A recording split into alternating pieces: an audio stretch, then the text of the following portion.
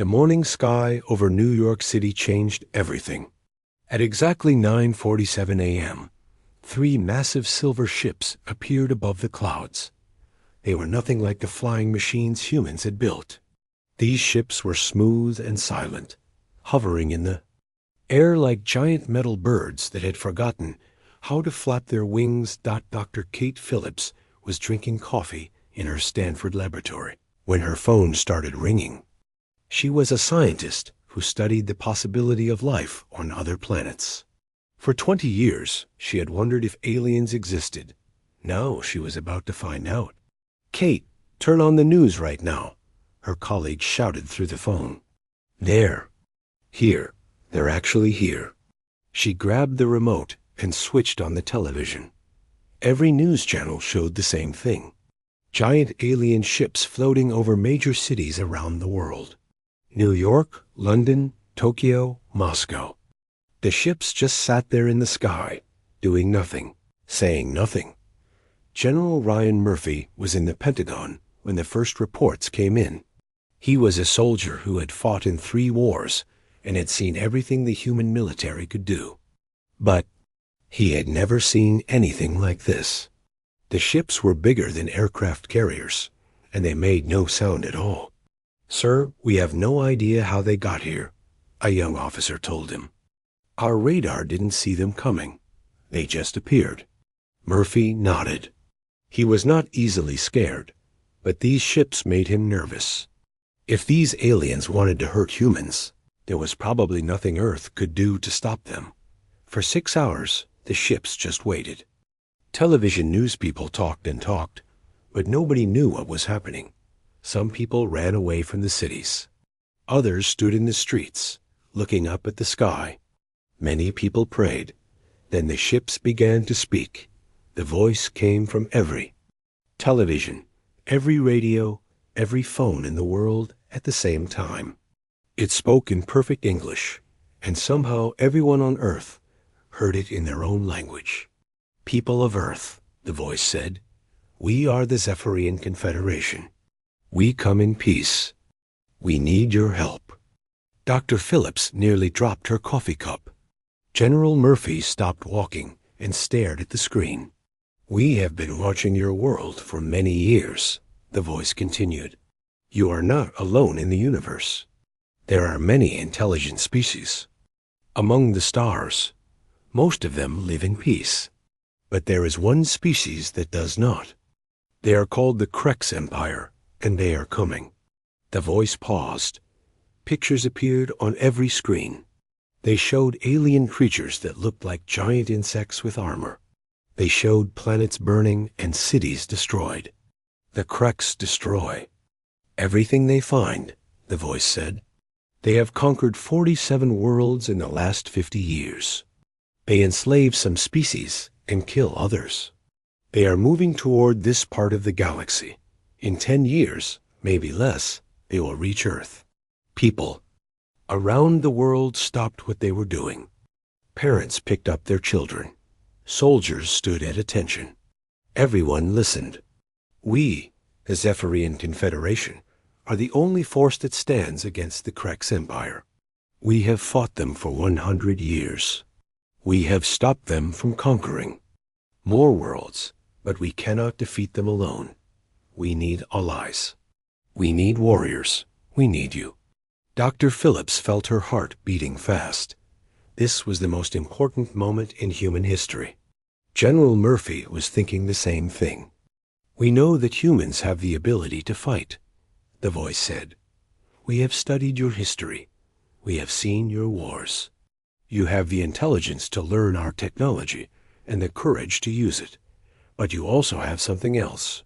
You have the ability to work together when you face a common enemy." The voice paused again. New pictures appeared. These showed the aliens themselves. They looked almost human, but taller and thinner. Their skin was pale blue, and their eyes were large and silver. They looked peaceful, almost gentle. "We are not warriors by nature," the voice admitted. "We fight because we must, but we do not enjoy it. We fight to defend, not to conquer." The Kreks are different. They love war. They live for battle. To defeat them, we need fighters who can match their aggression, but control it with wisdom. Commander Veltar stood on the bridge of his ship, watching the Earth below. He was the leader of this mission, and he believed he had found the perfect solution to their problem. Humans seemed strong enough to fight, but not so aggressive that they would become a threat later. His species had studied Earth for decades. They had watched human wars and seen how humans fought.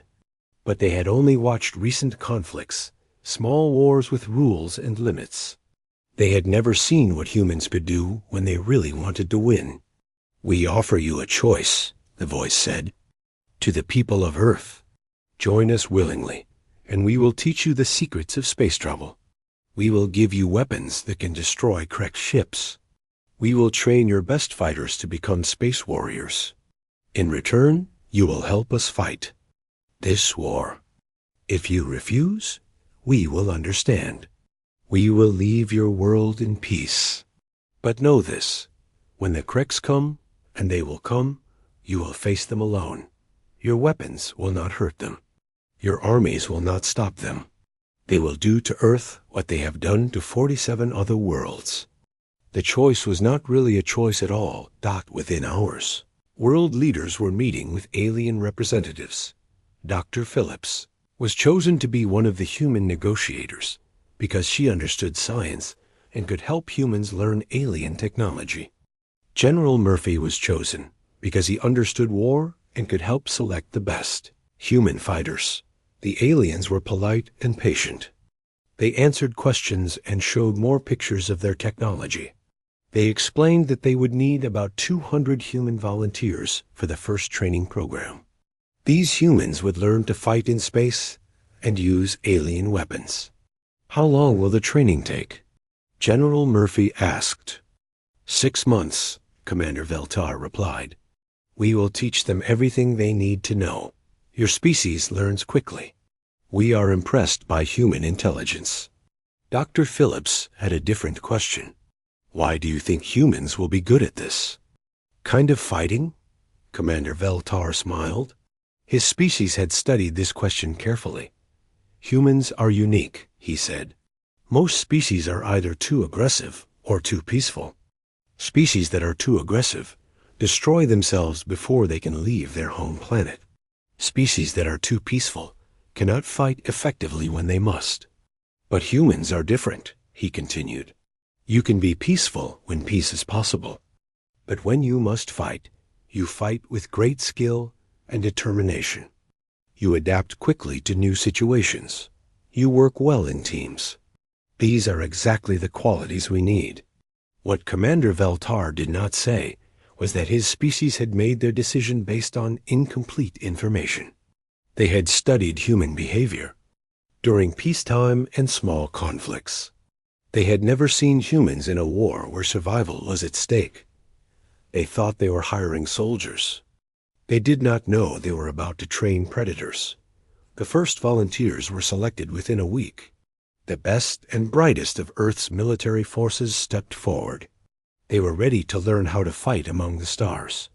None of them knew that they were about to change the galaxy forever.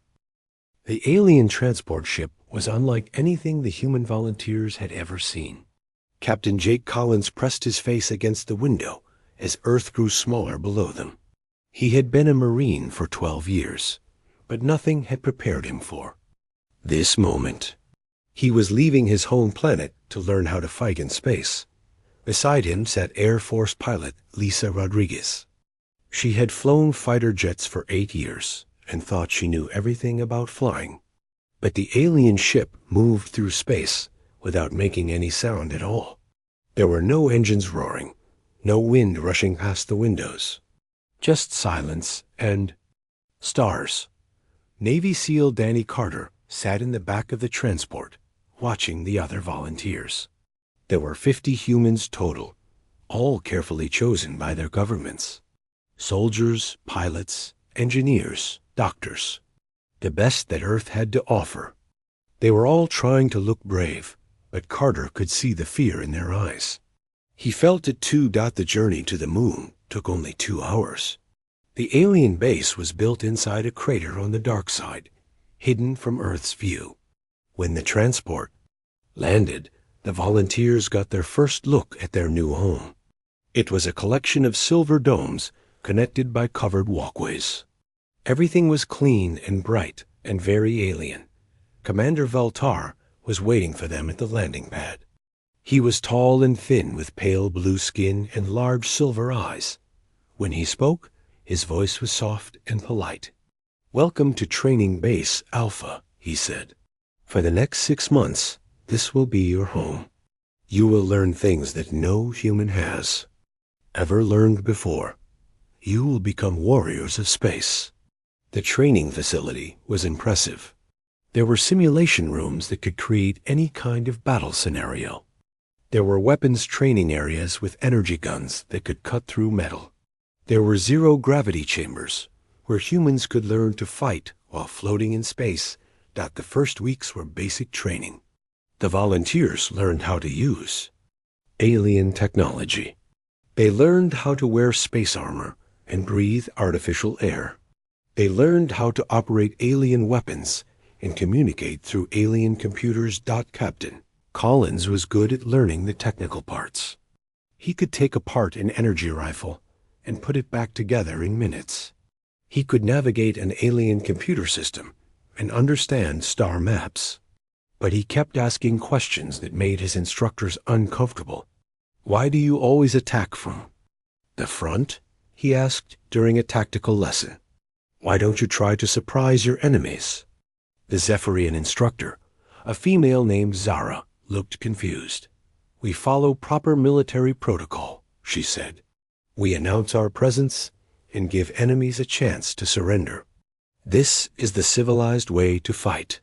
Collins nodded, but he was thinking about all the ways that approach could go wrong. Lisa Rodriguez was having similar thoughts during flight training. The alien ships were fast and powerful, but they flew in straight lines and followed predictable patterns. When she asked about evasive maneuvers, her instructor seemed surprised. "Why would you want to fly unpredictably?" he asked. "The goal is to reach your target efficiently." "But what if the target is shooting at you?" Rodriguez asked. "Then you use your shields and return fire according to standard procedure." Rodriguez shook her head. In her experience, standard procedure was a good way to get killed. The real problems started during the advanced training scenarios. These were computer simulations that put the volunteers into realistic battle situations. The aliens used these tests to see how well humans could follow orders under pressure. The first major test was designed to measure obedience. The volunteers were put into a simulation where they had to defend a space station against overwhelming odds. According to the scenario, they were supposed to hold their positions for as long as possible, then retreat when ordered. Captain Collins was given command of the simulation. He looked at the tactical display and saw immediately that the standard defense plan would not work. The enemy had too many ships and too much firepower. Following orders would mean certain death for his team, so he changed the plan. Instead of setting up defensive positions, Collins ordered his team to split into small groups. He sent some volunteers to hide in the station's maintenance tunnels. Others he positioned near the enemy's likely approach routes. When the simulated enemy ships arrived, they found an empty station. Then the ambush began. The hidden volunteers attacked from unexpected angles. They used the station's own systems as weapons, turning off life support in sections where enemies had boarded. They set traps and created diversions. Within an hour, they had destroyed the entire enemy fleet without losing a single person. The Zephyrian observers were shocked. This was not how the simulation was supposed to work. Collins had ignored every rule of proper military conduct. "You were supposed to retreat when ordered," Commander Veltar told him after the simulation ended. "We won instead," Collins replied. "Isn't that better?" Commander Veltar was not sure how to answer that question. The next test was even more disturbing. Lisa Rodriguez was put into a flight simulation where her ship was damaged and surrounded by enemy vessels. The scenario was designed to test how well she could follow retreat protocols when facing certain death. Rodriguez had other ideas. She studied the enemy formation for exactly 30 seconds, then aimed her damaged ship directly at the largest enemy vessel. The Zephyrian instructors thought she was panicking. Then she fired all her weapons at once and rammed her ship into the enemy flagship. The explosion destroyed both ships, but it also created a massive cloud of debris and energy that blinded the other enemy ships. In the confusion, Rodriguez used her ship's escape pod to board one of the enemy vessels. She fought her way to the bridge using nothing but a handheld plasma cutter and captured the entire ship. When the simulation ended, Rodriguez was in command of an enemy vessel, and the rest of the enemy fleet was retreating. The Zephyrian flight instructor stared at the results for a long time. "You were supposed to attempt an escape," he finally said. "I did escape," Rodriguez answered, "and I got a new ship out of it." But the most shocking test involved Danny Carter.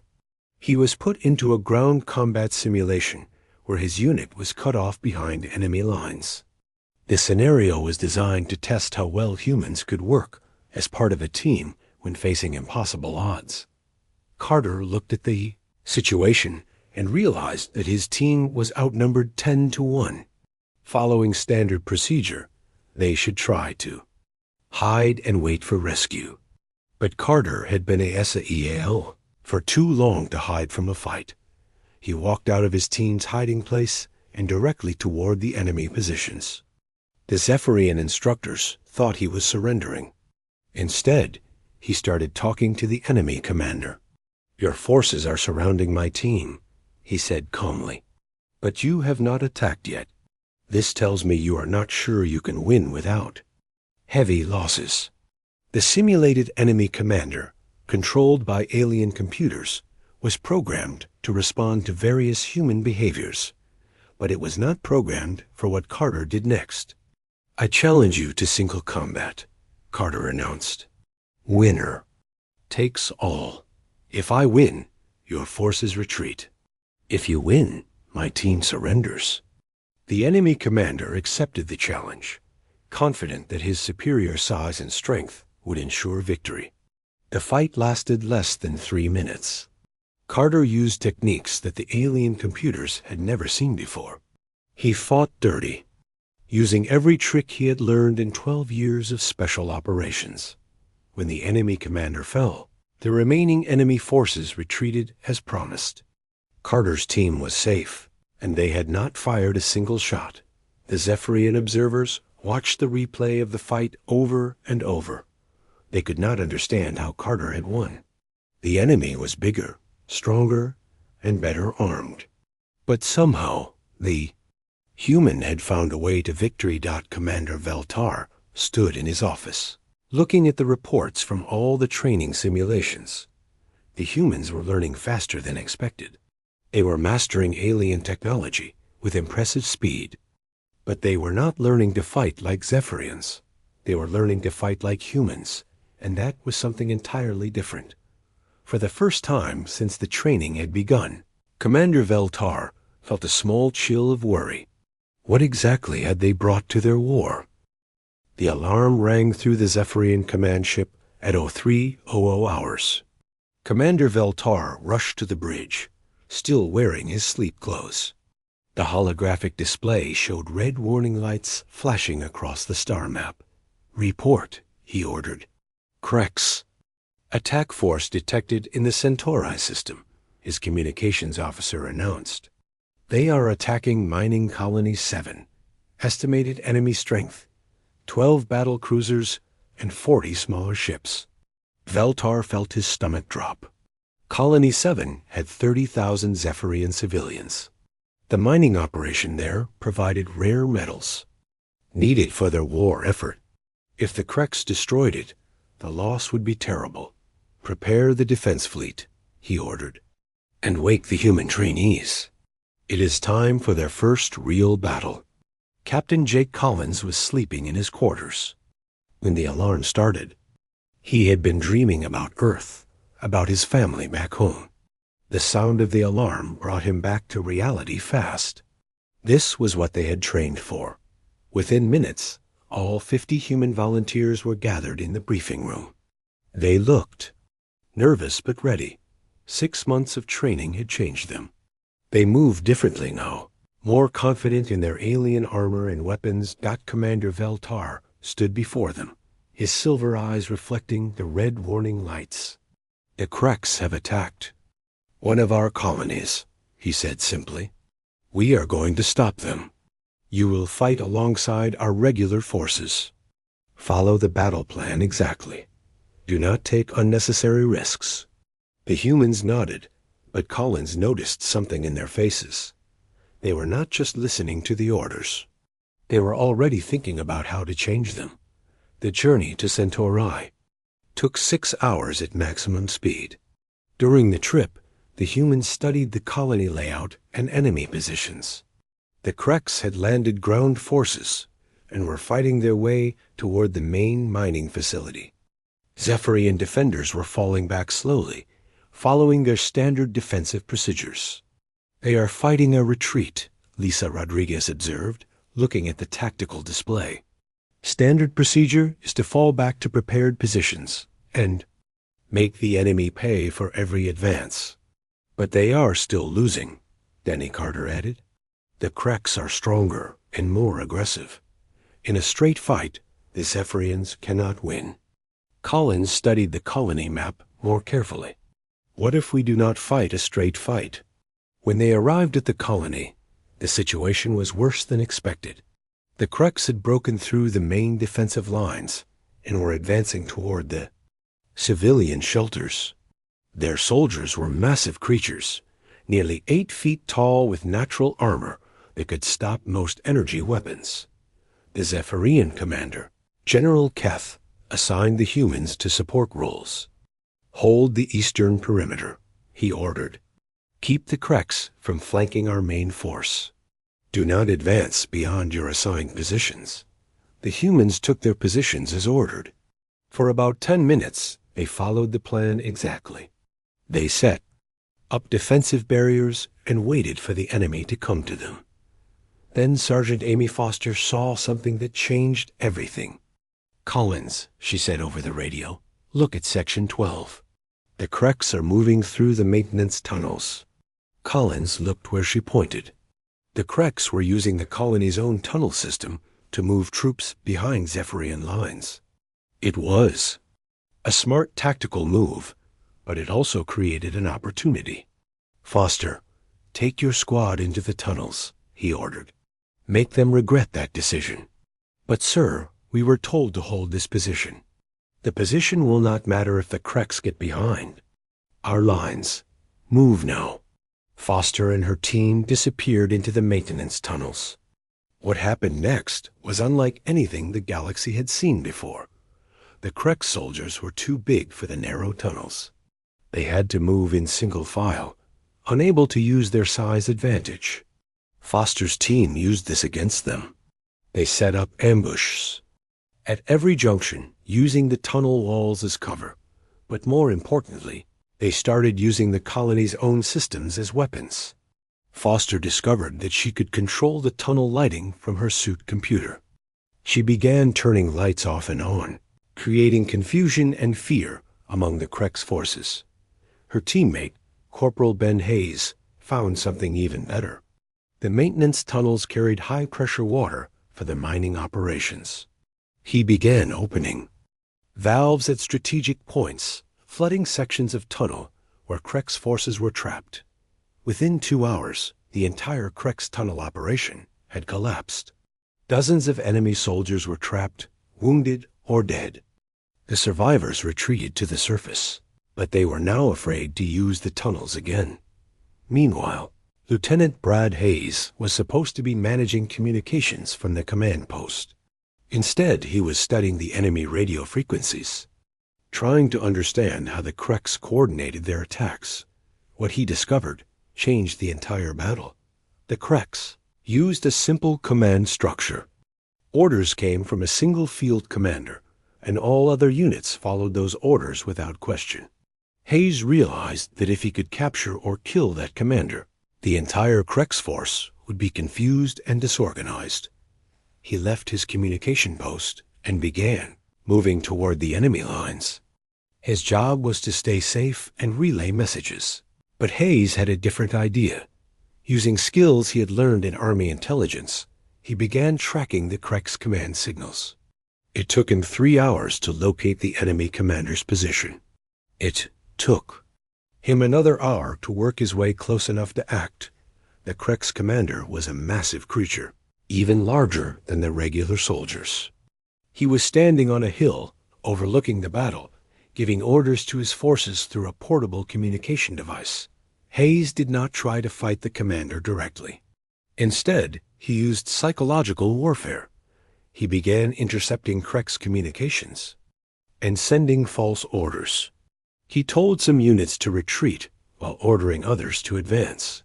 He created confusion and mistrust among the enemy forces, but his most effective tactic was recording the Krex commander's voice and then using it to give contradictory orders.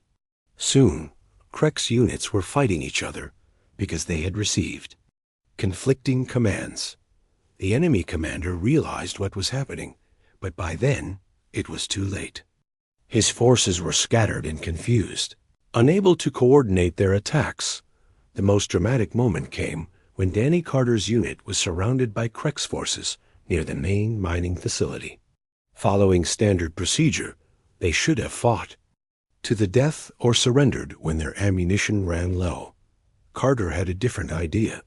He walked out of his defensive position, alone and unarmed, toward the largest group of Krex soldiers. The Zephyrian observers thought he was surrendering. The Krex thought he was insane. "I am Danny Carter of the Human Forces," he announced in a loud voice. "I challenge your strongest warrior to single combat. Winner takes this position." The Krex were confused. This was not how civilized species fought wars. You did not settle battles with individual duels. But Carter kept talking, and his words were heard by every Krex soldier in the area. "I know you are brave fighters," he said, "but I also know that you respect strength above all else. Prove your strength. Send your best warrior to face me." The challenge was broadcast across all communication channels. Every Krex soldier and every Zephyrian defender heard it. The battle stopped as both sides waited to see what would happen. The Krex commander, a scarred veteran with armor dented from 100 battles, stepped forward. He was twice Carter's size and carried weapons that could cut through steel. The fight should have been over in seconds. It lasted 15 minutes. Carter used every dirty trick he knew. He threw sand in the Krex commander's eyes. He used his smaller size to stay mobile, attacking from unexpected angles. When his weapons were damaged, he improvised new ones from debris. Most importantly, he used psychology. He talked constantly during the fight, pointing out every mistake the Krex commander made, questioning his skill and courage. He made the fight personal, turning it into a test of honor that the Krex commander could not afford to lose. When the Krex commander finally fell, something unexpected happened. The remaining Krex forces did not attack. Instead, they began to retreat. In their culture, losing a duel meant losing the right to hold the battlefield. But more than that, they had seen something that disturbed them. They had watched a smaller, weaker enemy defeat their strongest warrior through cunning and determination. For the first time in their history, the Krex began to doubt their own superiority. The battle was over. The colony was saved. But as Commander Veltar surveyed the battlefield, he realized that something fundamental had changed. The humans had not just won a battle. They had changed the rules of war itself. The Krex were retreating, but they were not just beaten. They were afraid. And that, Veltar realized, was something entirely new in galactic warfare. The news of the human victory spread across the galaxy faster than anyone expected. Within days, Every species in the Zephyrian Confederation had heard about the battle at Mining Colony 7. The story grew with each telling, but the basic facts remained the same. 50 human warriors had changed the course of a battle that should have been lost. Commander Veltar sat in his private office, reading reports from intelligence agents across Krek space. The enemy empire was in chaos. For the first time in their history, the Kreks were questioning their own military tactics. Some of their commanders were demanding new strategies to counter human fighting methods. Others were suggesting that perhaps the war was not worth continuing. The most disturbing report came from a spy deep inside Krek's territory. The enemy had begun studying human history, trying to understand how such a seemingly weak species could fight so effectively. What they discovered terrified them. Humans had been fighting wars for thousands of years. They had developed tactics and strategies that no other species had ever imagined. Worse, they seemed to enjoy the challenge of combat.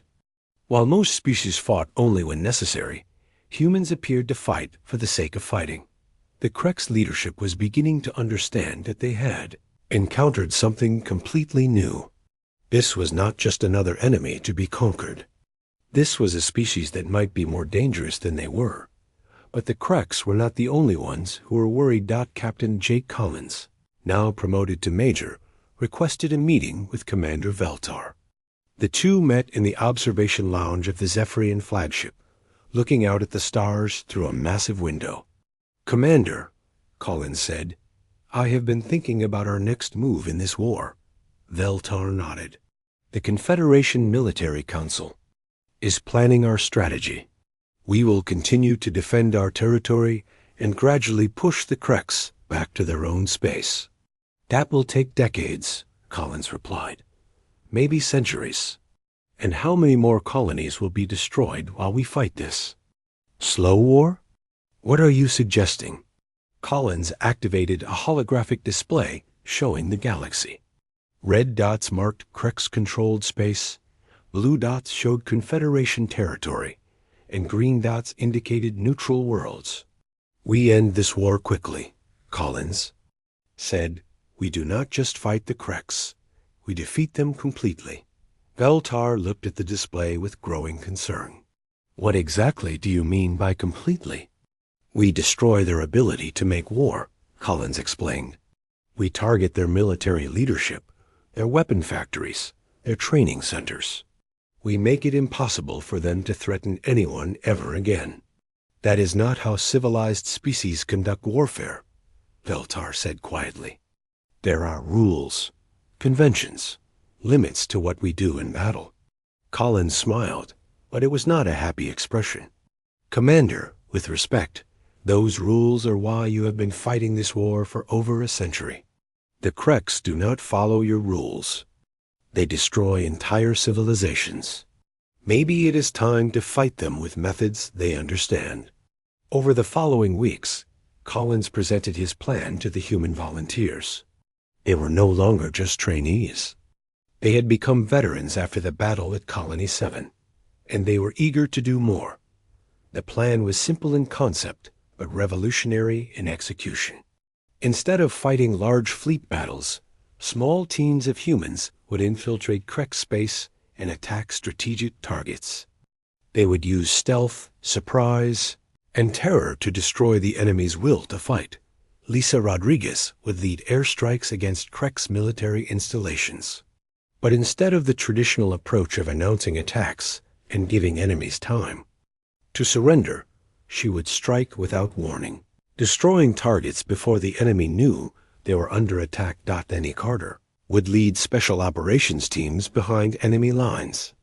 Their mission was to capture or eliminate Krek's military leaders, disrupting the enemy command structure and creating fear among their forces.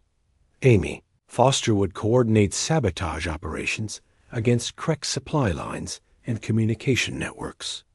Her teams would make it impossible for the enemy to coordinate their military operations. The Zephyrian Military Council was horrified when they learned about the human plans. This was not warfare as they understood it. This was systematic destruction of an enemy's ability to fight. "You are talking about assassination," General Keth told Commander Veltar. "About destroying civilian infrastructure. About creating terror among enemy populations." "The humans call it winning," Veltar replied. "And I am no longer sure we can stop them." The human operations began 3 months after the Colony 7 battle. The first target was a Krex military academy where future officers were trained. Rodriguez led a squadron of modified alien fighters in a surprise attack that destroyed the entire facility in under an hour. But the attack was not just about destroying a building. Rodriguez made sure that news of the attack spread throughout Krex space.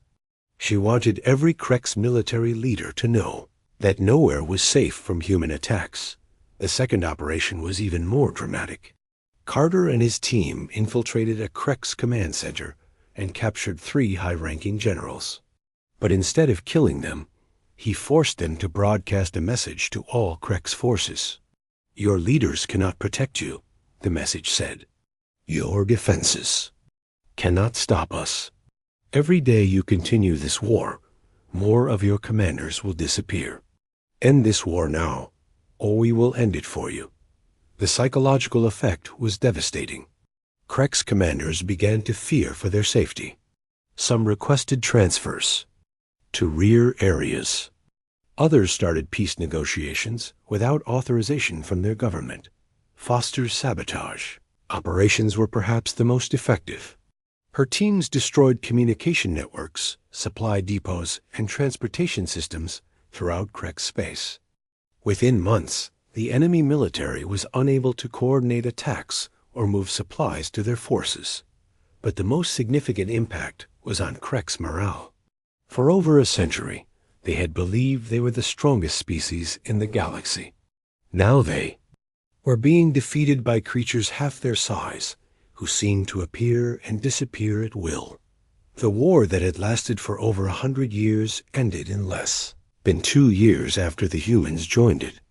The Krex Empire formally surrendered, agreeing to withdraw to their core worlds and never again expand beyond their original territory. Commander Veltar stood on the bridge of his ship, watching the human transport vessels prepare to return to Earth. The war was over, but his problems were just beginning. The humans had proven to be everything the Confederation had hoped for and more. They had ended a war that might have continued for centuries. They had saved countless lives and protected dozens of worlds from Krex conquest. But they had also revealed something terrifying about themselves. They were not just good at fighting. They were good at winning. And there was a difference between those two things that the Zephyrians were only beginning to understand. Dr. Kate Phillips met with Commander Veltar one final time before the humans returned to Earth. She had spent the war years studying alien technology and helping to coordinate the human military effort. "Thank you for everything you have taught us," she said. "Humanity will never forget what the Confederation has done for us." "I fear we will never forget what we have done to ourselves," Veltar replied. Phillips looked confused.